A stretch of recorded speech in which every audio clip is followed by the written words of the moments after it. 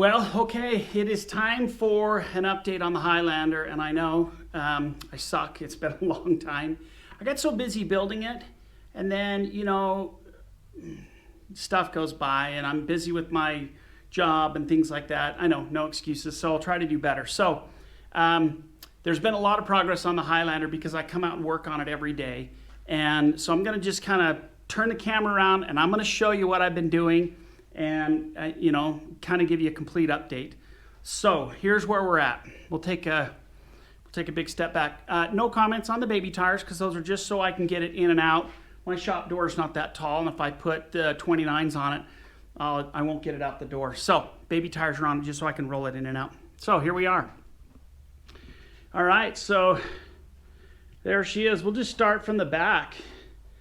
I've got the tail wheel on. It's all set, nitrogened up, and looking good. So I think the biggest learning here is when you drill this out, you want to make sure that you do it in a place where you can actually put this big bar stock in a press, have it perfectly straight, so that these are straight. If you don't, your wheel will have a cant to it, because it's impossible to put that in a vise and drill it without a drill press. I just don't think you can get it straight enough. So my learning there for people is put this in I went over to my buddy's shop and we put it in his great big press / mill machine. We got it completely leveled up and locked down, and then we drilled our holes in the bar stock, and then made sure each one was perfectly straight. So when the wheel's on the ground, it's flat and it looks awesome. So I've got my plate in. I've got my ELT in. I'm going to set mine in the back. I'm trying to put everything in the back as much as possible, just to move a little bit of the CG farther rear. All right, so you can see right here, here's what I've got going. This is going to be my battery tray, stock battery tray, but what I've done is I've drilled all of these out, and I'll show you kind of on the back of this. I've done the aluminum little 8/32 Zerks that you can put in there and then just compress in. That's compliments of Dennis on his. When he was doing that, I saw that back in the spring. So check his stuff out on the Facebook for Stolen Highlander page. Pretty cool. I'm working on my idea here for my Autopilot. So I'm going to run my Autopilot right here. I'm all set up, and I'll run my servo in here. The servo arm will connect there and move you back and forth right there. I'm going to set this up for an Autopilot. I'm not 100% sure that I'm going to put an Autopilot in it, but I figured there's really essentially no weight. You're talking ounces, and if I set it up now and I get my rod and everything in the position and actually put a servo in there and then make sure everything fits and is ready, if I decide to do it, I can. I don't have to start laying in the plane once it's all covered and painted and tearing things up. And I'm trying to do everything I possibly can to get metal shavings all drilled, done, nothing inside the material. So I'll come over here. There's back of the baggage. And, like I said, I'm doing the screws with the nylon washers. They actually vibrate less. The sound is less sound. And I'm also doing something else, which I'll show you here in a minute. So these down here, I still am deciding whether or not I'm going with the stock aluminum, or if I'm going to do carbon fiber on my bottoms, or paint, or a carbon fiber wrap. So I'm just trying to decide, or just treating them and leaving them raw aluminum. So those are my options. Still haven't made a decision. I'm open to any feedback that you guys have, but I'm doing the same thing. I've drilled them all out, and I put Zerks in the bottom, and so they fit and screw in really, really nice, so they're easy to remove. I don't like the sheet metal screws because you remove them once or twice and they get loose. So this was going to be my remote radio. I was going to mount remote radios on here. I've decided I'm not going to do that. I'm actually going to do them right here. And I'm going to build a rack right here. And the rack will actually then have a cover over the top of the rack. It'll have vent holes in it so you get good airflow. But I'm going to mount mine right here. So it's only going to take up about that much space. And I'm going to protect it by having my wires, then they'll come out my harness and go underneath. And I'm actually going to build a little sheet metal cover. I'm actually going to use the tunnel tray that came with it. And the Steve Henry option from Wild Aircraft puts your push rod underneath. So that I've actually designed it. I'm going to cut it so the box will come there, that tray will come off and come down and rivet, actually screw in. And then the harness goes underneath, and the harness will go forward from there. And that means you can still put your baggage in there. And if you lay something on top of it, it's not going to damage it. It's not going to damage any wires. That's what I'm thinking. You know, so I've got some trim on here. Probably went a little big on these, but, you know, who cares? I'd rather not have it rub, so a little extra room. So let's see. Everything in the front here is in. It's all finger tied. I have not locked anything down yet. You know, I got my ribs are in, everything's cut. Sorry, the light glare on that. So everything's looking good. So I've got my gear on, monster shocks are on, you know, brakes are all on, set how I wanted them. And I'm messing around. This is another Steve Henry trick right here. I've got a carbon tube. I'm going to bring my brake lines out here. I'm going to run them down the carbon tube and out. I will high-saw that carbon tube in place, and it should look pretty clean. Once the gear's wrapped, you won't see it. You'll just see the line. That way I can pull the line in and out without any problems. And compliments to Steve Henry for that. Appreciate him. He's always awesome about answering questions and kind of telling you what he did. So here's one that I'm trying that I haven't even flown the plane yet, but I really dislike how the seat, when you put everything in it and you sit, it feels like you're laying too far back. I like to sit just a teeny bit more erect. So here's what I've done. I actually cut 2 pieces of aluminum. I wrapped them in that rubber tape. They drop down inside here.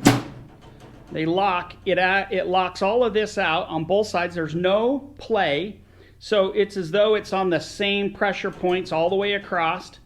And it makes it a little bit more erect. And I'm going to give that a go. I've sat in it a bunch with my cushions in. I like the way it feels. And then heck, if you're flying and you're going cross country, before you leave, you can just pull those out and it kind of goes back to that more laid back position. But I just like the sitting up a little bit more straight. That's just me. So open to thoughts on this. If you think this is stupid, if you think it'll cause a problem. I don't, because it's not putting any pressure anywhere. It's not like I don't think it's adding any pressure. This won't crush. You know, I don't think if it did, it would flatten a teeny bit, and it's not, you know, we're not adjusting whether the seat can slide back or forth. We're just making this more solid so that it sits upright. Okay, so show you kind of from the front. Here's what I'm thinking in terms of my tail wheel lock. I'm playing with a bracket here. I'm thinking about mounting it right here because I'm actually going to put my fuel selector valve right here. I may actually make another plate and adjust a few things, but I'm going to do again, reach down with your throttle hand or the stick hand and flip it on or off, you know, on approach or for takeoff. This is kind of what I'm thinking. And then obviously, you know, the interior piece, the boot covers all this. So this will come off and I'll make it fit nice. So the carpet's right here and you won't see any of this. Obviously it'll just be the lever. And if you look, you got plenty of clearance down here. Nothing's touching. And the other thing is when the cable comes out of here, I'll probably do a zip tie, you know, a light zip tie like a grip lock, you know, just to give it a little bit of extra whatever. I probably could have drilled it a little higher. I was thinking about here, but you know, and I still may move it here, but I'd love your thoughts on that. So that's where I'm at there in terms of my tail wheel lock. So I'm playing with 2 different styles of windows. I'm going to show you this. So I've got my turtle deck all set, cut, you know, everything fits, you know, And I think it's looking pretty good. Everything's looking good there. Here's what I'm doing. I'm doing a clear plexi right here. I did the same thing. I drilled these out and put nut zerks in. I figure if I decide to go back to the old style, which is the frame, it doesn't matter. I can use these to screw in, rather than rivets. I like this look because it's super clean. I can't take credit for this. I saw this on a video. Guy who's got a really sweet super stole, and he added a bunch of plexi. He actually turned his turtle deck into plexi, which is way cool. So I'm going to run the same tape down here that they run on, and right here that they're running on carbon cubs. So if you look at a carbon cub window, it's held in by just a couple of screws, and then it's a 3M double-sided foam insulating tape. And that's basically all it is, holding their windows in, and they have no problem. So I'm going to give this a go. I think it's super clean. You'll have the Stewart systems come around underneath. So I think it gives it a really, really clean look, because then you're going to have, you can have your window piece come over and it'll overlap a teeny bit. This has got a little heat bend in it, and that's going to keep that tight, as is will the door. So the only time is if you're flying with the doors open, and with that double-sided tape in there, I don't see that we're going to have a problem, and it's solid. So versus kind of going this direction, and you guys tell me what you think. Here's your stock, and it's so many rivets.